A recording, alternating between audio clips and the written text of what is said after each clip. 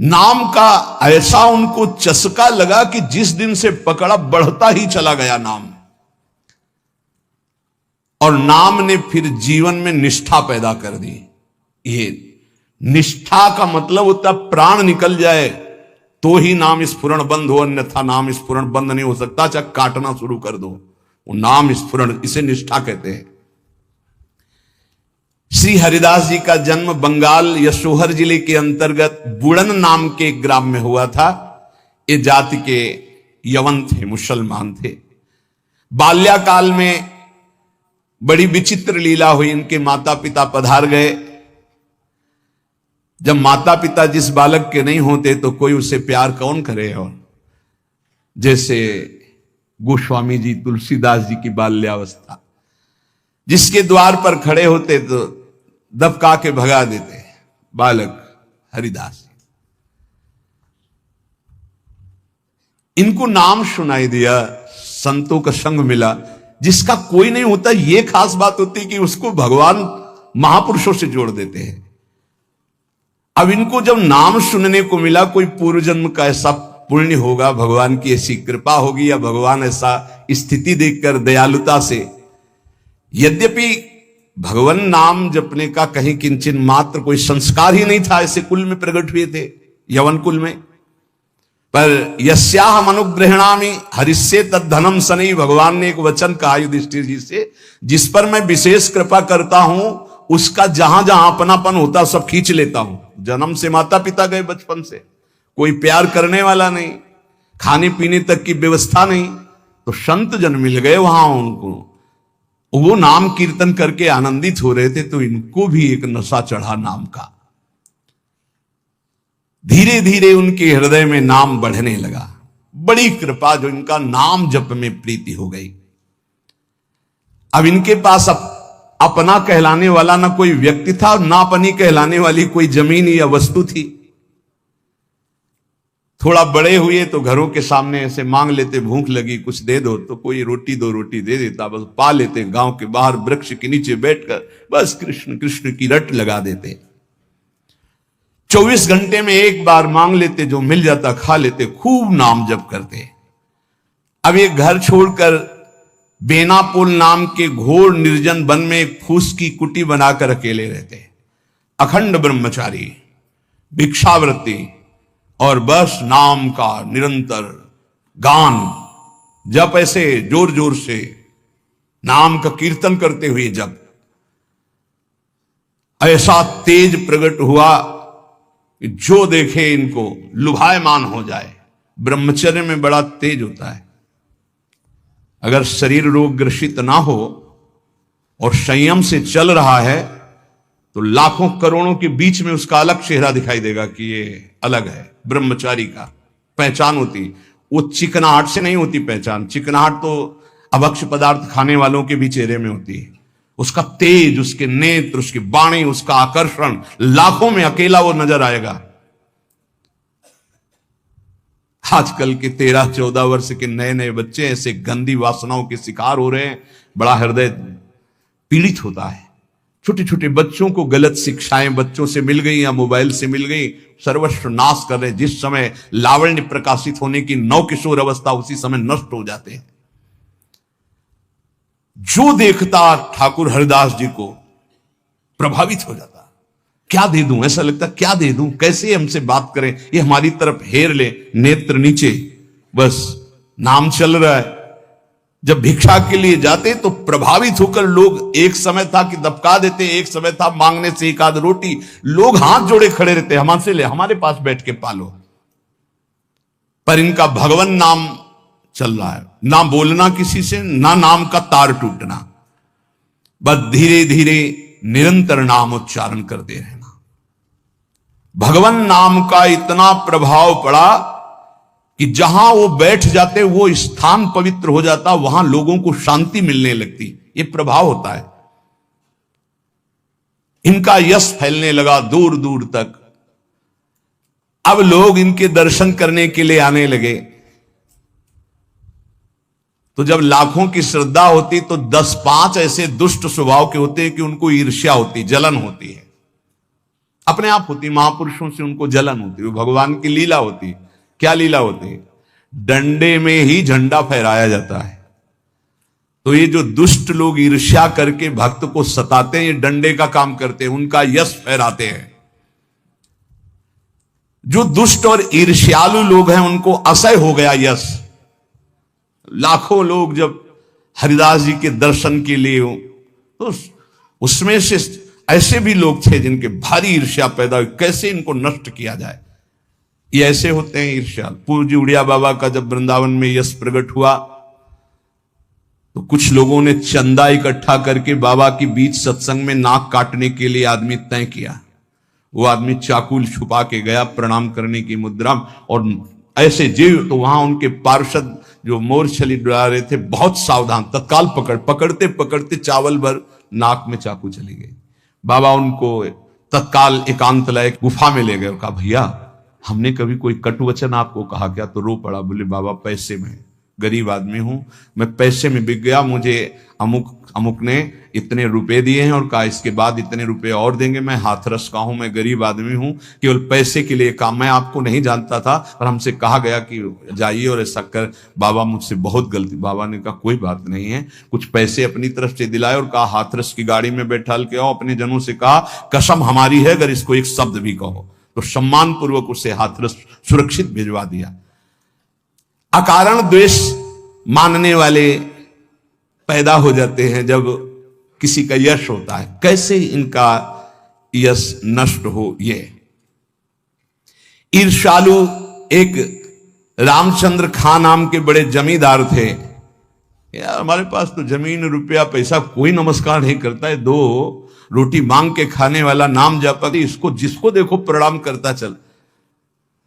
ये लगता है कौन है? कौन भाई? बोले बाबा जी। बाबा जी मतलब बाबा जी, तो एक लगता है क्या यार, मतलब बाबा जी क्या है? उसको लगा मैं जमींदार हूं, रुपया है पैसा है, हमें तो कोई नमस्कार नहीं करता है, इसको जो देखो नमस्कार कर रहा है, कैसे इसका यश नष्ट करूं? तो पहला बाण होता है कामिनी। जब कभी किसी को नीचा दिखाना होता है, ऐसा होता है। जब कभी किसी का यश होता है तो विविध प्रकार की माया के पार्षद अपना प्रयास करते हैं। तो उसने विचार किया कि इसका कैसे नाश किया जा सकता है, कैसे नीचा दिखाऊं, इसके बड़े हुए यश को कैसे मिट्टी में मिलाऊं। जमींदार तो था ही, पैसे थे ही। उसने विचार किया कि इनके पतन करने के लिए, इनका पतन भी करूं उपहास भी करूं, दोनों बातें हो जाएंगी। उसने नवीन अवस्था की वैश्या दो जो उसके परिचय में थी, उनमें से एक को देखा जो बहुत प्रवीण, बहुत सुंदर, बहुत चालबाज, चतुर। उसे कहा जितना रुपया चाहोगे उतना देंगे, बस इनकी कुटिया में जाओ, इनको पतित कर दो, फिर हम अल्लाह मचा देंगे और तुम हां बोल देना। वो पैसे में बिकने वाली उसको तो क्या, पर सीमी की चाप सके को उताशु, बड़ रखवार रमापति जासु। जिसके बड़े रक्षक भगवान है उसको कौन पतित कर सकता है, नीचा दिखा सकता है। एक बार गदाधर भट्ट जी का बहुत बड़ा यश फैला हुआ था। जब वो सत्संग करते तो हजारों लाखों लोग सत्संग का आनंद लेते। तो उसमें एक कल्याण सिंह नाम के जमींदार धनी मानी आते थे। अब सत्संग में संयम की चर्चा होती, तो जब से सत्संग सुना उन्होंने अपनी पत्नी से बात नहीं किया। गृहस्थ धर्म का जो संयोग है उन्होंने बात ही नहीं की। पत्नी ने देखा कि हमारे वर्षों होते जा रहे हैं और हमारे पति हमारे हाथ से गए। यद्यपि उनके सौम्य बर्ताव, बड़ा साधुता का बर्ताव, पर वो काम से पीड़ित होकर के हमारे जीवन में आग लगाने वाला एक गदाधर भट्ट जी हैं। अगर ये कथा ना करते तो हमारे पति का स्वभाव ना बदलता और हमारा जीवन गृहस्थ धर्म नष्ट ना होता। देख लेंगे हम इनको। और वो जमींदार धन था। एक भिखारिन गली में जा रही थी मांगती हुई, बुलाया उसको, और गर्भवती थी। बोले तुम्हारे गर्भ का खर्चा, परिवार का खर्चा, जब चाहोगे उतना धन देंगी, बस एक बात है। उसने विचार किया कि अगर गदाधर भट्ट पर अश्रद्धा हो जाएगी तो मेरे पति पुनः वापस हमें मिल जाएंगे, क्योंकि उन्हीं की बात पर वो आकर के ब्रह्मचर्य रह रहे हैं, संयम से रह रहे हैं। बोले तुम कथा के बीच में जाओ और कह दो जब ये नहीं था तब तो खूब आते थे, और जब ये दे दिया तो आने बंद कर दिया, अब क्या व्यवस्था होगी इसकी, बस इतना तुझे बोलना है।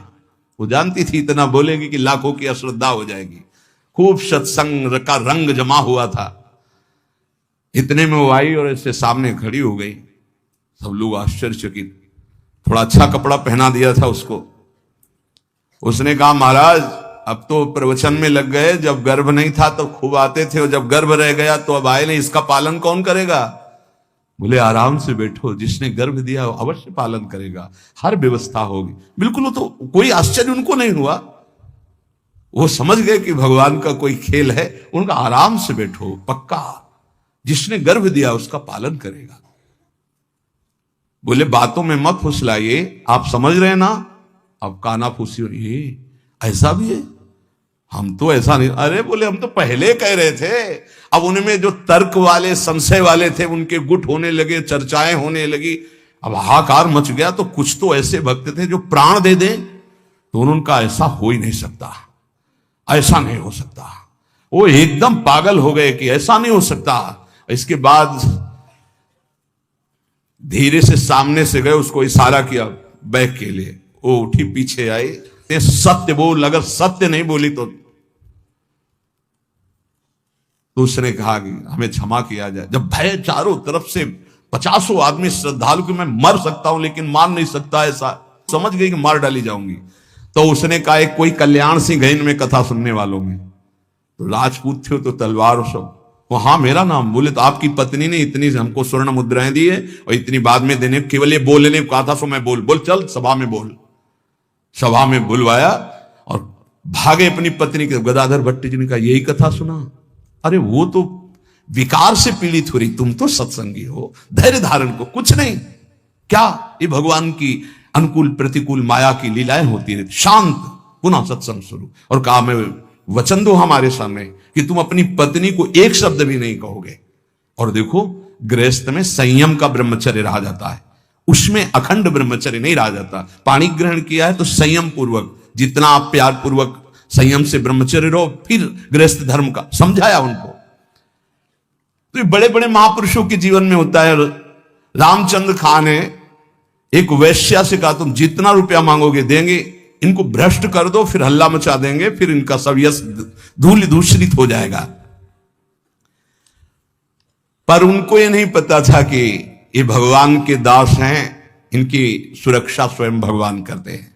करो सदा तिनके रखवारी, जिम बालक राखे महतारी। जैसे मां दिखाई नहीं दे रही, बालक खेल रहा है, लेकिन पक्का मानिए मां की दृष्टि वही है, अपने बच्चे पे है। कहीं कोई ऐसी बात ना हो जाए जो हमारे बच्चे को दुख हो जाए। वो कार्य करती हुई एक दृष्टि में देखती रहती है। मेरे प्रभु अपने जन को हर समय देखते रहते हैं, हर समय से। जहां मेरा भक्त चरण रखे वहां रखूं मैं हाथ। बस लीला समझ पाना बहुत कठिन है भगवान की। संपूर्ण संसार एक तरफ विरोध करने लगे तो भी भक्त का बाल बांका नहीं हो सकता। जो होगा विधान भगवान की तरफ से होगा। पर नीच पुरुष अपनी नीचता से बाज नहीं आता। उसने 16 वर्षीय वैश्या को, जो बड़ी रूपवती थी, बड़ी प्रवीण थी, चालबाज थी, चतुर थी, उसको खूब श्रृंगारित करके भेजा, जाओ और उनको भ्रष्ट कर दो। जंगल में रहते थे। उसको भी गर्व था कि कोई ऐसा पुरुष पैदा नहीं हुआ जिसको मैं चाहूं और भ्रष्ट न कर सकूं। पर उसको क्या पता था कि परम पुरुष का दास ऐसा होता है। हरिनाम में डूबे हुए श्री ठाकुर हरिदास जी उसकी कुटिया में गए। ठाकुर हरिदास जी ने कृष्ण कृष्ण कृष्ण, शांत बैठे हो अपने कृष्ण कृष्ण, बार बार बोलना चाहती कुछ बात कर, हरे कृष्ण हरे कृष्ण। सुबह से गई पूरी शाम हो गई, कृष्ण कृष्ण कृष्ण। जहां वो कुछ बात करने को होती, मां हमारा नाम पूरा हो जाए, फिर वहां 1000-2000 नाम थोड़ी, लाखों की संख्या में 3 लाख नाम तो जोर जोर से जपते थे। वो बार बार बैठी उनकी मुख कांति को देखती रहती, बैठी रही। शाम हुई, सोचा रात्रि में बात तो हो ही जाएगी। वैसे तो 3 लाख नाम जप करके फिर लघु शंका आदि कभी उठते, आज उठे ही नहीं, पूरी रात्रि भी नाम चल रहा है। वैश्या फिर गई, श्रृंगार वंगार करके फिर दोबारा आई, फिर नाम कीर्तन। जब बीच में बोलने की बात करती तो हरे कृष्ण कृष्ण। कितनी कृपा वैश्या के ऊपर, ऐसे महापुरुष को बराबर देख रही, उनका नाम सुन रही। तीसरे दिन एकदम विचलित होकर के, आप हमसे बात क्यों नहीं करते? रुके, हाथ जोड़ा और कहा आपसे अच्छे से बात करूंगा, हमारी नाम जप की अभी संख्या पूरी नहीं हुई, उसको पूरी हो जाए। ऐसे अमृतमय वचन की हृदय एकदम हाय मच गया। ये क्या, वैसे मैं पापनी हूं, नीच हूं, गंदा आचरण करती हूं, ऐसे महापुरुष के लिए गंदी बात सोच रही। 3 लाख नाम की फिर तार चल पड़ा, हरे कृष्ण, उच्च स्वर से रोने लगी। वो शुरू हो गई हरे कृष्ण। साथ में हरिदास जी ने देखा, अब क्या महापुरुषों का प्रभाव। हरिदास जी अब बोले, अब बात कर सकती हो। तो बात करने लायक ले रह गई थी। अश्रु प्रवाह चल रहा था और कृष्ण नाम चल रहा था। उठी और चरणों में लौट गई, का धिक्कार है मुझ निज पापनी को कि आप जैसे महापुरुष के लिए मैंने गंदी बात सोची, मुझे क्षमा कर दीजिए। चिल्ला चिल्ला करके रोने लगी। उन्होंने कहा, दुखी नहीं होना, मेरे प्रभु तुम पर बहुत कृपा किए हैं। वो आंखों से आंसू बहाती जा रही, गदगद कंठ से कह रही, पतित पावन आप मुझे स्वीकार कर लीजिए, मैं आपकी चरणों की दासी हूं। आप तो अहेतु की कृपा करने वाले परम दयालु हैं। आप पात्र और अपात्र का विचार ना कीजिए, मुझ जैसी नीच को स्वीकार कर लीजिए। और चिल्ला चिल्ला के रोने लगी। हरिदास जी ने कहा, जो नाम सुन रहा है वो नीच कैसे हो सकता है? उनका, आप मुझे जानते नहीं, मैं वैश्या हूं, मैं लोक निंदित हूं, मैं बहुत ही गंदी हूं, मैं खोटी बुद्धि से आपको भ्रष्ट करने आई थी। हरिदास जी ने कहा, इस समय आपके हृदय में क्या है? बोले, भगवान बस आपकी दास्ता, आपके आदेश का इंतजार। मैं क्या करूं, मुझे आदेश कीजिए। मैं नीच कैसे पवित्र हो सकती हूं? मैं आपकी शरण में हूं, आप मेरा उद्धार कीजिए। हरिदास जी ने कहा, देवी अब तुम वैश्या नहीं रही, उठो। मेरे प्रभु बड़े पतित पावन हैं, उनका नाम उनसे भी महान है, क्योंकि प्रभु को अधीन कर लेता है। मेरे प्रभु के नाम में कोई भेदभाव नहीं, कोई भी जप सकता है, कोई भी अपना परम कल्याण कर सकता है। मेरे प्रभु के नाम में इतनी सामर्थ्य है कि कोई इतना पाप इकट्ठा ही नहीं कर सकता जितना नाम में पाप नाश की सामर्थ्य है। तुमने जो पाप कर्म से पैसा पैदा किया है, आज से उसका प्रयोग मत करना, उसे हटा दो, उसे दे दो, गरीबों को बांट दो। और आज से तुम जो 3 दिन से नाम सुन रहे हो, इसी नाम को रटो। देखो, ये नाम तुम्हें परम पावन कर देगा। वैश्या ने कहा, अब तो मैं जाऊंगी नहीं अपने घर, संपत्ति बांटने की तो बात, अब वहां जाऊंगी नहीं। तो उन्होंने कहा, फिर इसी कुटिया में रहकर तुम नाम जप करो, मैं चला। वो वैराग्य लेके उसी कुटिया में नाम जप करने लगी और उसका नाम हरिदासी हुआ। और हरिदास जी उसी समय उस कुटिया से निकले, सीधे शांतिपुर अद्वैताचार्य के समीप चले गए। अद्वैताचार्य जी बहुत बड़े महाभागवत, वो सदैव श्री कृष्ण चिंतन में संलग्न रहते, अद्भुत विद्वान, शास्त्रज्ञ, भगवत प्रेमी महापुरुष। अब वो फटे पुराने कपड़े पहन करके वैश्या वही नाम कीर्तन करें। अब उस जमींदार के तो होश उड़ गए कि मैंने भेष छुड़वाने के लिए वैश्या को भेजा था और यहां वैश्या ही अपना भेष परिवर्तन करके वहां नाम जप करने लगी। ये क्या है नाम जपक जन, भगवान के जन। उस वैश्या का वैसे ही सम्मान होने लगा कुछ वर्षों बाद जैसे हरिदास जी का होता था। लोग उस वैश्या के दर्शन करने आने लगे, हर समय वैसे ही नाम जप करते हुए उसी भूमि पर जिस कुटिया में वो रहते थे वो हरिदासी नाम से कही गई। क्या महिमा है भगवान नाम जापक संतों की। और इधर रामचंद्र खां ने अपने कुकृत्य का फल पाया कि बादशाह का कोई अपराध बन गया, साबित हो गया, नहीं अपराध होने पर भी, तो तत्काल आदेश हुआ, सारी संपत्ति और जमींदारी उसकी जब्त कर ली गई, उसको जेल में डाल दिया गया। ये साधु अवज्ञा तुरंत भवानी कर कल्याण अखिल के हानि। कोई ऐसा मुकदमा, कोई ऐसी बात आ गई जिसमें उनका अपराध साबित हो गया और सारी संपत्ति जमींदारी जब्त कर ली गई, उनको जेल भेज दिया गया। खाने की भी व्यवस्था भंग कर दी गई, जेल में भारी कष्ट उनको दिया गया। पक्का जो भक्त का अपमान करता है, भक्त को नीचा दिखाना चाहता है, उसकी दुर्गति पक्की हो जाती। यहां तो ये ब्याज है, मूल तो और मिलेगा। महात्मा हरिदास जी विश्वास के तो मूर्तिमान स्वरूप हैं। उन्होंने नाम को ही अपना जीवन माना, भगवान निष्ठा उनके हृदय में अटल भाव से थी। बेनापोल की निर्जन कुटिया में उस वैश्या का उद्धार करके उसे हरिदासी बनाकर आप शांतिपुर आ गए, अद्वैताचार्य जी के पास। शांतिपुर के समीप ही फुलिया नामक ग्राम में एकांत में छोटी सी फूस की झोपड़ी बनाकर अहरनिश कृष्ण नाम जप रहे थे। उस समय बादशाह यवन ही था और वहां के बड़े बड़े काजी अधिकारी यवन ही थे। भारी अत्याचार उन लोगों का था, यहां तक कि उनके धर्म के विरुद्ध कोई चू नहीं बोल सकता था, सत्ता थी। अब जब वहां काजी को पता चला कि रात दिन ये नाम जप करता है और यवन धर्म से इसका जन्म है, तो उनके मन में आया कि इसको दंड दिलाया जाए कि बड़ा इसका सम्मान हो रहा है।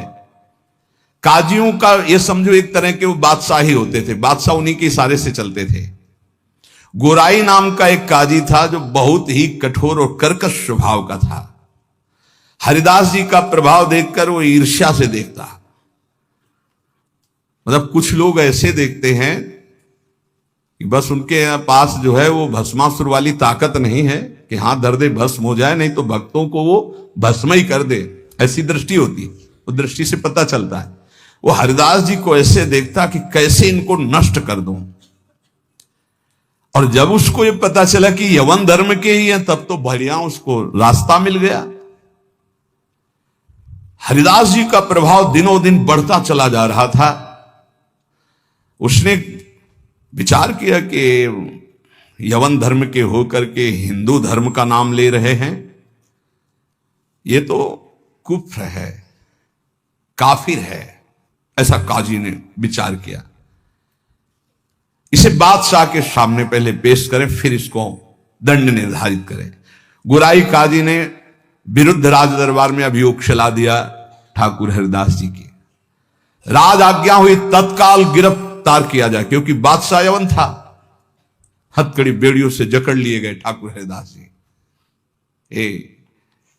डरना नहीं, ये डिग्री वालों की बात है जो उच्च कोटि के महापुरुष हैं। तुम मत सोच लेना कि हम राधा राधा जपेंगे तो, हाँ ऐसा नहीं। भगवान वो सामर्थ्य देते, जो प्रहलाद जी को सामर्थ्य दी वही ऐसे भक्तों को सामर्थ्य देते। ऐसा नहीं है कि अपने सामर्थ्यहीनों को ऐसा प्रश्न कर, ऐसा नहीं, डरना नहीं कि भगवान बड़ी भारी परीक्षा लेते हैं। हथकड़ी बेड़ियों से जकड़ लिए गए और इनको पेश किया गया निरपराध हरिदास जी को अपराधी की तरह। बादशाह ने देखा 9 युवक तेज से प्रभावित, मानो पूरा सभा आश्चर्यचकित और आलोकित हो गई हो, प्रभावित हो गए। जो यवन बादशाह थे और कहा सम्मान से इनको बैठाला जाए। आसन दिया गया, आसन पे बैठे। हरिदास जी जब बैठ गए तो बादशाह ने कहा कि आपने स्वाभाविक धर्म परिवर्तन किया है, तुम्हारा जन्म तो मुसलमान के घर में हुआ है, और ये तुम्हारी, जैसे अपने भगवान का नाम लेते हैं तैसे अपने भगवान का नाम लेके बोले कि तुम्हारी तो कृपा ही जो है, जो यवन धर्म में तुम्हारा जन्म हुआ। बादशाह ने कहा तुम काफिरों का आचरण क्यों करते हो? इससे तो तुम्हें नर्क जाना पड़ेगा। मुझे बड़ी दया आ रही तुम्हें देखकर, दंड देना नहीं चाहता, फिर भी तुम तौबा बोलो, प्रायश्चित करो और कलमा पढ़ो, छोड़ो इसे, तो तुम्हारे दंड में हम कुछ कमी कर सकते हैं, नहीं तो भयानक दंड तुम्हें मिलेगा क्योंकि तुम काफिर हो। सुख की प्राप्ति धर्म से चलने से होती, तुम धर्म का त्याग कर चुके हो। हरिदास जी ने कहा श्रीमान महाशय, आपने जो कुछ कहा आप अपने ज्ञान के अनुसार, विश्वास के अनुसार, धर्म के अनुसार ठीक बोल रहे हैं। आपका विश्वास आपको फल देता है, ठीक कह रहे हैं। क्या कोई हिंदू आपके धर्म को स्वीकार करेगा?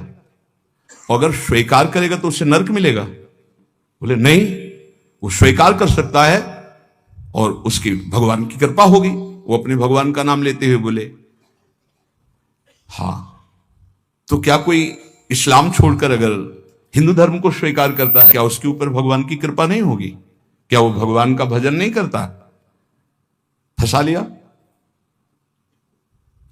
काजी बीच में बोल पड़ा, देखो साहब इसकी बातों में मत आना, अगर आप इसको छूट दी तो आगे आप समझ लीजिए कि आपके धर्म में चलने वाले कितने लोग ऐसा करने लगेंगे। हरिदास जी ने कहा हमारी निष्ठा भगवान नाम में है, आप चाहे अभी इसी क्षण मेरे प्राण ले लो, मेरा नाम रुकने वाला नहीं। मैं कभी तौबा नहीं बोल सकता क्योंकि मैं कोई अधर्म नहीं कर रहा हूं, किसी को कष्ट नहीं दे रहा हूं। निष्ठा देखकर पसीना पसीना हो गया मुलुकपति, तेज गर्व भरी भगवान निष्ठा की बात,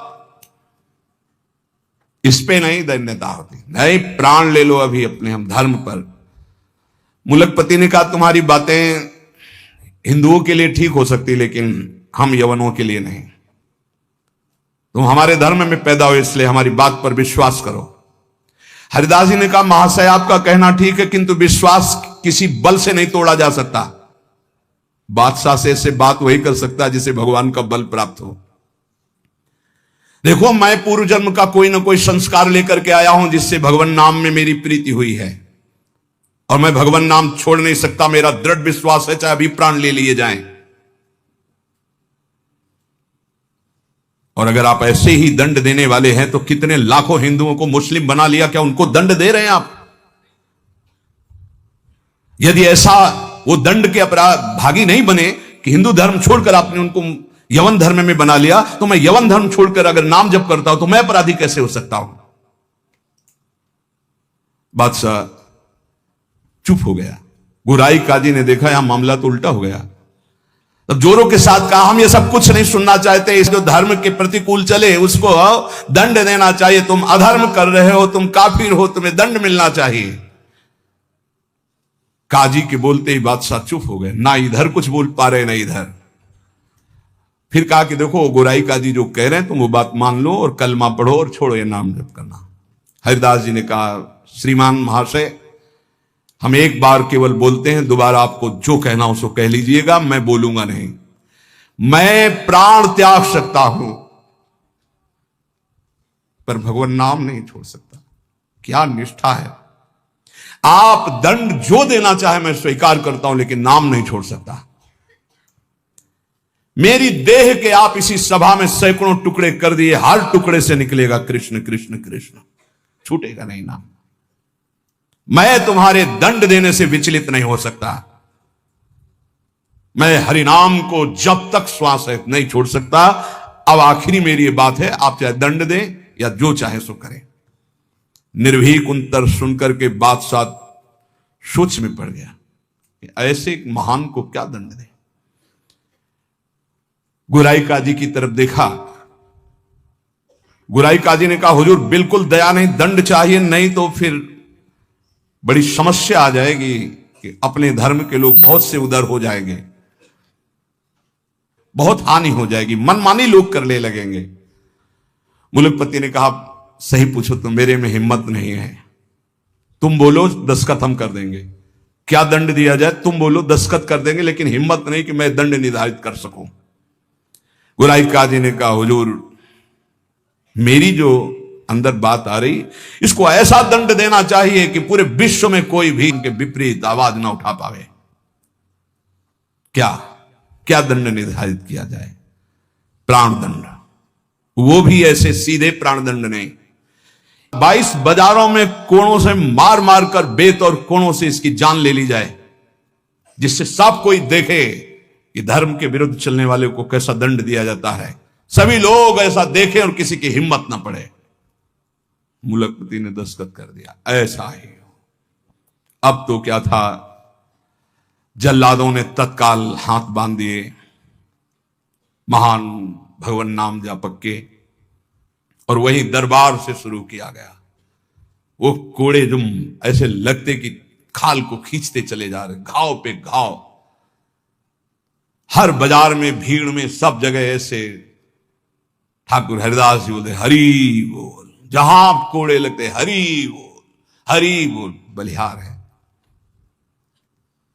क्या हृदय भगवान ने बनाया इन महापुरुषों का कि इतना भयानक पीड़ा और कष्ट के बीच में कभी आह नहीं कहा।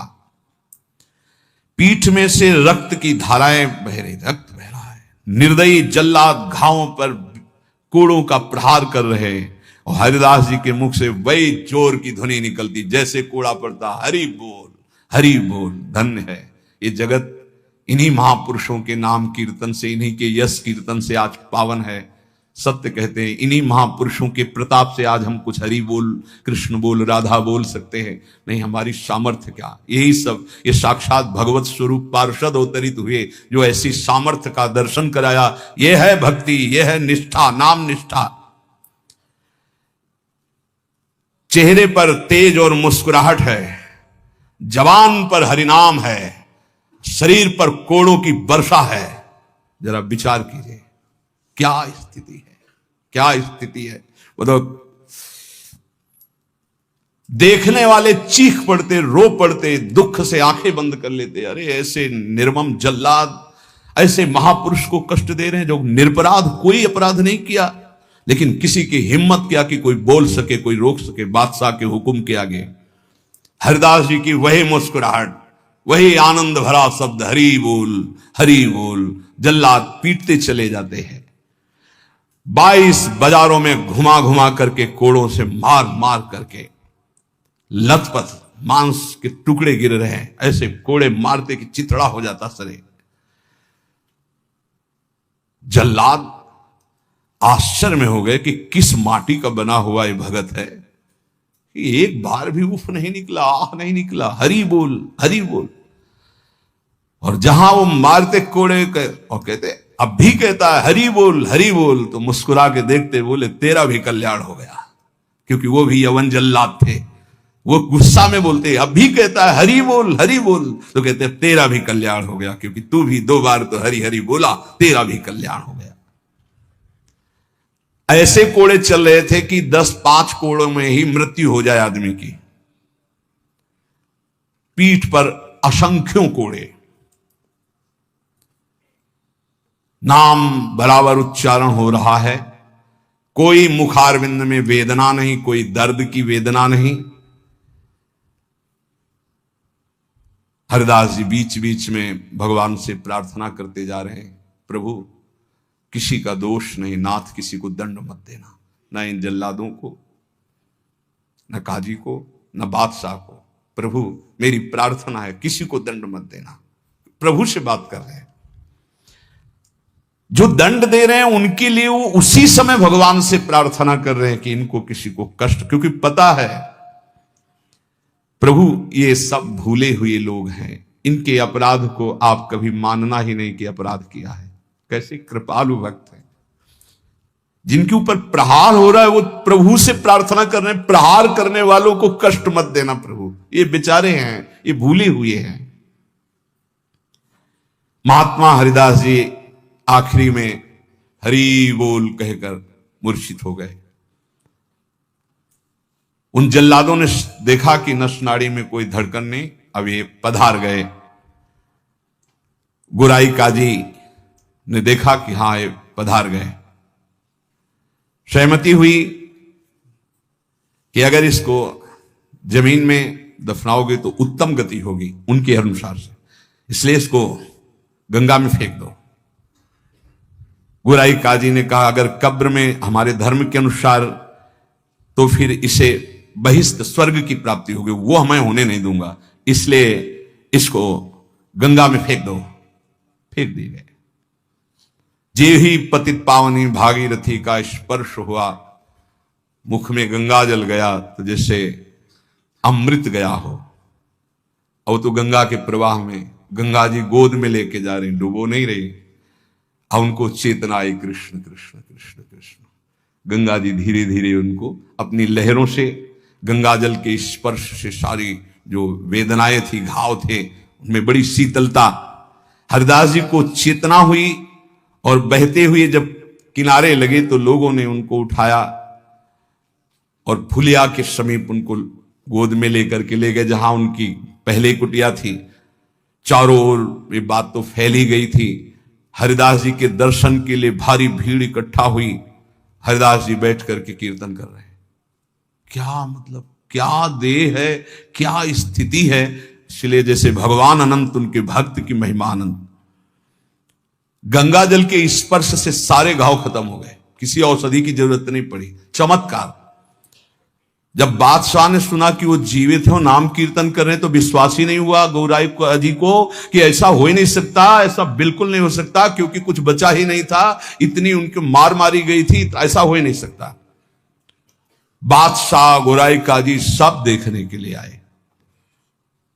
जब ये सुना कि बादशाह सब हटाया गया, बादशाह जाग वही तेज, वही नाम, वही स्वस्थ शरीर।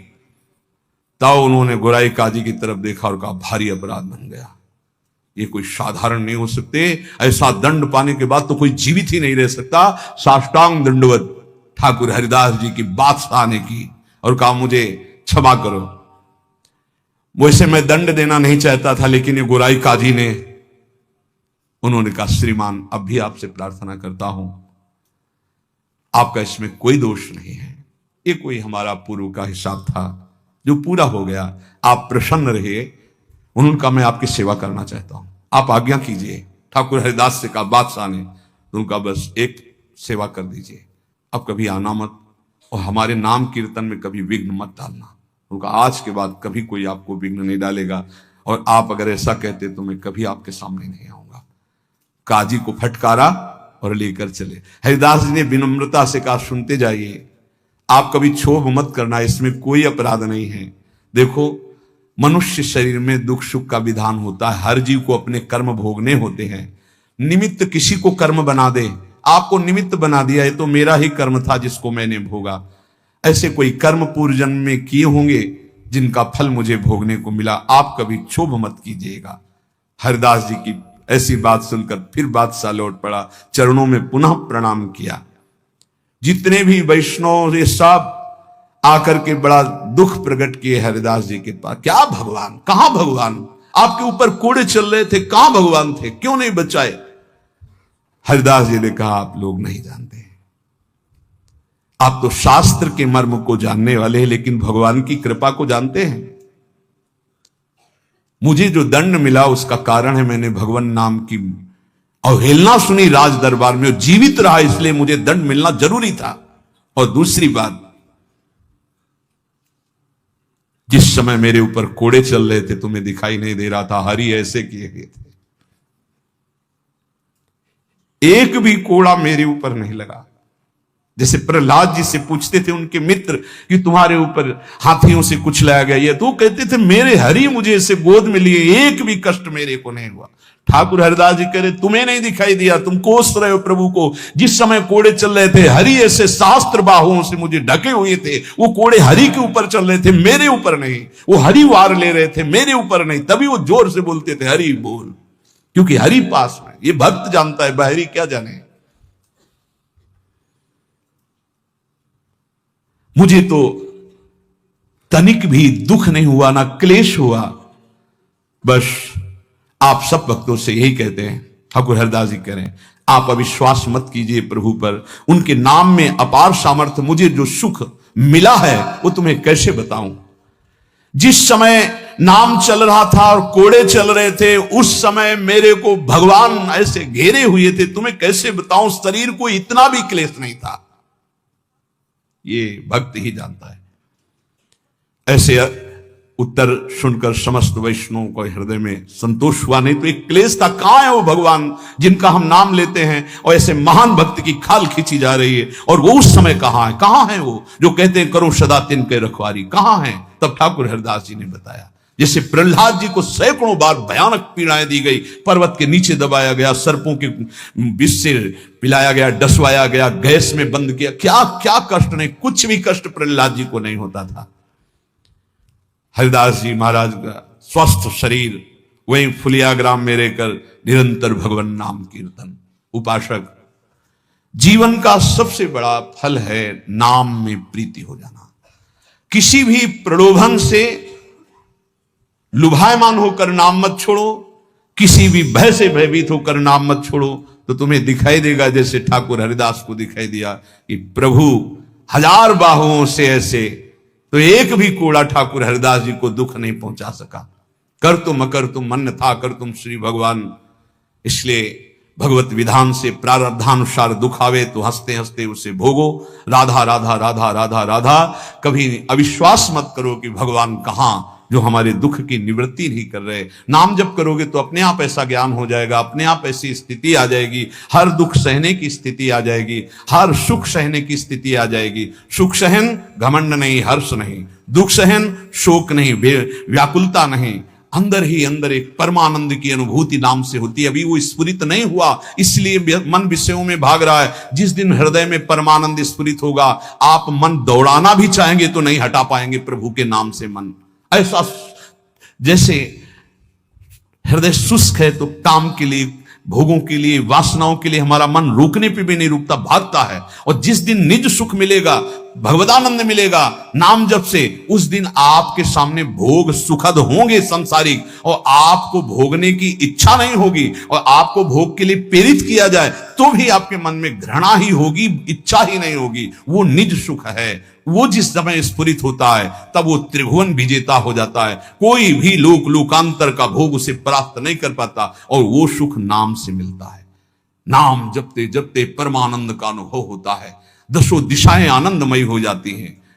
भाव कुभाव अनख आलसहु, नाम जपत मंगल दिश दसहु। इसलिए भाव बने ना बने, श्रद्धा बने ना बने, नाम शुरू करो। ऐसे पकड़ो कि नाम ना छूटे, चाहे प्राण छूट जाए तो जन्म जन्म की बिगड़ी बन जाएगी। भगवान का सानिध्य तुम्हें अनुभव होने लगेगा कि भगवान तुम्हें कितना दुलार कर रहे हैं, प्रिया जो आपको कितना दुलार कर रहे हैं। इसलिए हठ पूर्वक नाम में प्रीति करो, नाम जपने का अभ्यास करो। इसी से सब हो जाएगा, ज्ञान वैराग्य भक्ति प्रेम योग जो चाहोगे सब प्राप्त हो जाएगा।